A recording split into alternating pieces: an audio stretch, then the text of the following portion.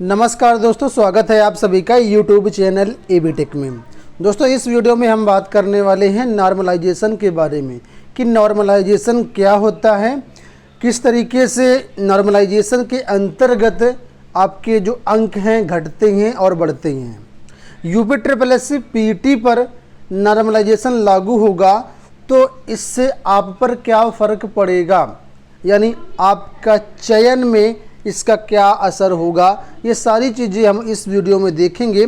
तो इस वीडियो को आप लोग लाइक और शेयर कर दीजिए। अगर चैनल पे पहली बार आए हैं तो चैनल को सब्सक्राइब भी कर लीजिएगा, क्योंकि उत्तर प्रदेश की कोई भी भर्ती हो, सारी की सारी इन्फॉर्मेशन और जो अपडेट्स होती हैं, जो टिप्स एंड ट्रिक्स होती हैं, सारी की सारी चीज़ें हम अपने चैनल के माध्यम से शेयर करते हैं। साथ में डिस्क्रिप्शन बॉक्स में टेलीग्राम चैनल का लिंक दिया गया, तो वहाँ पर भी आप लोग हमें ज्वाइन कर सकते हैं। दोस्तों, सबसे पहले आप ये समझ लो कि नॉर्मलाइजेशन कब लागू होता है।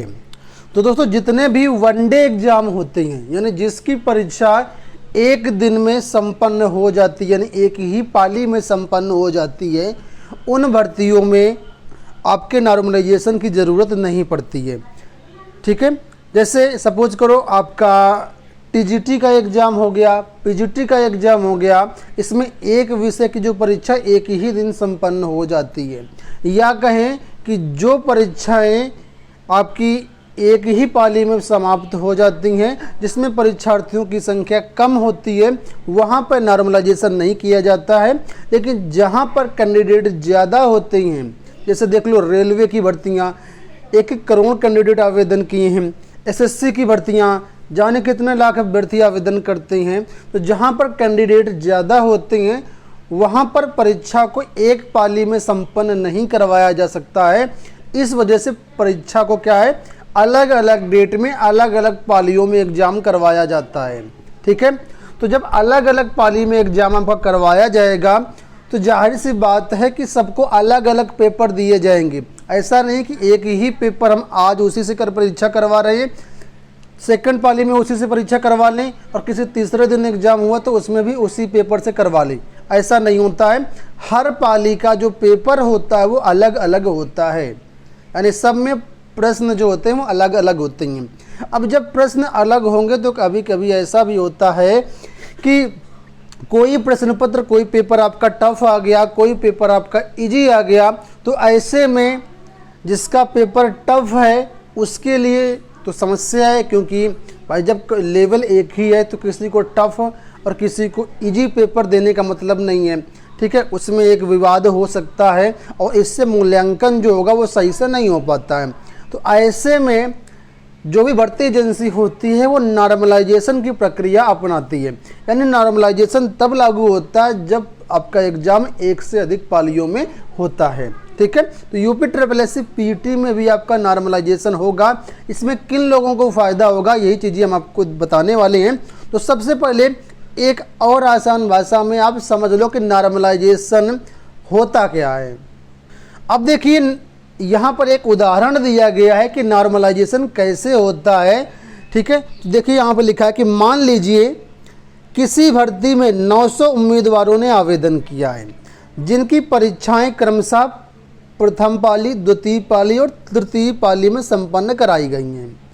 प्रति पाली 300 के हिसाब से अभ्यर्थियों को बैठाया गया है, यानी एक पाली में 300 अभ्यर्थियों को बैठाया गया। टोटल 900 अभ्यर्थी हैं और 3 पालियों में परीक्षा करवाई गई है। ठीक है, अब प्रथम पाली के परीक्षार्थियों को मिले कुल अंकों का औसत निकाला जाता है।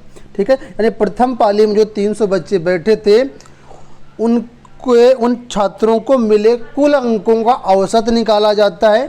इसी तरह दूसरी और तीसरी पाली के परीक्षार्थियों को प्राप्त कुल अंकों का औसत निकाला जाता है कि एवरेज एक कैंडिडेट को औसत में कितने नंबर मिले।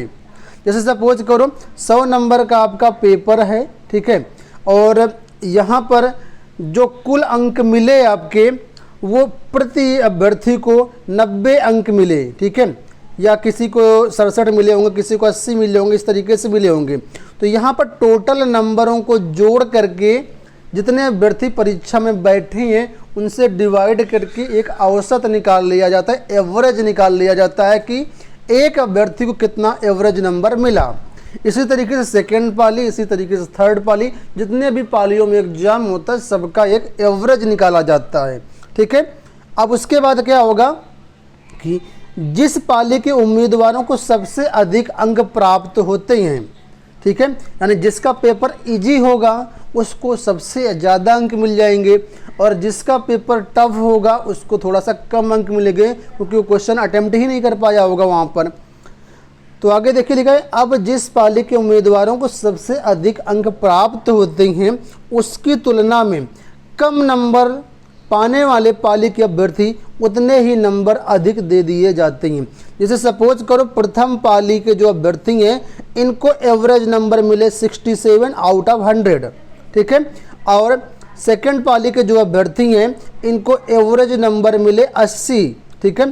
तो आप देखो यहाँ पर फर्स्ट पाली के अभ्यर्थियों का जो एवरेज नंबर है वो कम है, सेकंड पाली के अभ्यर्थियों का एवरेज नंबर ज़्यादा है, तो इनको इसमें नंबर कुछ ऐड कर दिए जाते हैं ताकि दोनों टाइप के, दोनों पालियों के जो अभ्यर्थी उनके नंबर जो है बराबर हो जाए, यानी एवरेज नंबर बराबर आ जाए। ठीक है, वही चीज़ यहाँ पर लिखी है कि कम नंबर पाने वाली पाली के अभ्यर्थियों को उतने ही नंबर अधिक दे दिए जाते हैं, और इसके बाद प्रत्येक वर्ग के हिसाब से एक अधिकतम कट ऑफ घोषित कर दिया जाता है।